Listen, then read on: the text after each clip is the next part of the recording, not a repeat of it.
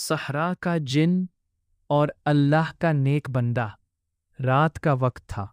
तेज हवा सहरा की रेत को उड़ा रही थी और चांद आधा छिपा हुआ था।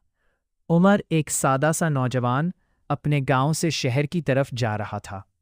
रास्ता लंबा था और उसे सहरा से गुजरना पड़ता था।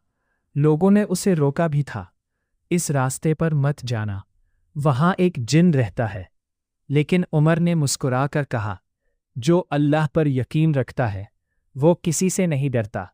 वो बिस्मिल्लाह पढ़कर चल पड़ा। चंद घंटों बाद हवा अचानक रुक गई, हर तरफ खामोशी छा गई और फिर रेत के तूफान के दरमियान एक स्याह साया नमूदार हुआ। वो जिन था। उसकी आंखें आग की तरह जल रही थीं।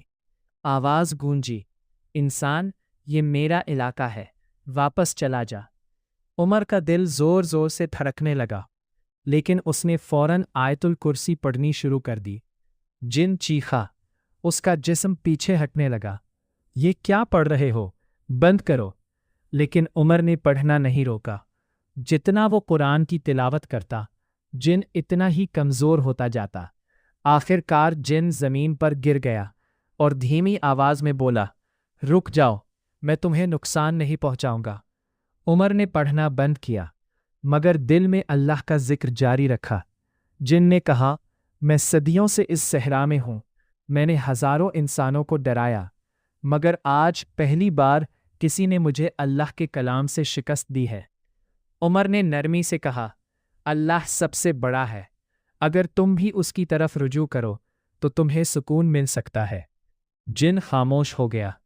कुछ लम्हों बाद उसकी आंखों की आग बुझ गई और उसने कहा, क्या मेरे लिए भी माफ़ी है?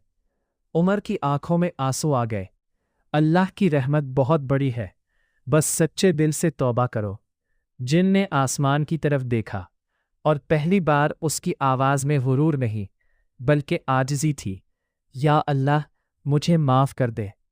अचानक एक तेज़ रोशनी नमूदार हुई और वो जिन आहिस्ता आहिस्ता गायब हो गया। सुबह हुई। उमर जब गांव वापस आया तो लोग हैरान थे, तुम जिंदा कैसे वापस आए? उमर मुस्कुराया और बोला, जहां अल्लाह का जिक्र हो वहां कोई जिन या खौफ ताकतवर नहीं रहता। सबक, जो शख्स अल्लाह पर मुकम्मल भरोसा रखता है, दुनिया की कोई ताकत उसे नुकसान नहीं पहुंचा सकती। For part 2, subscribe, like, share.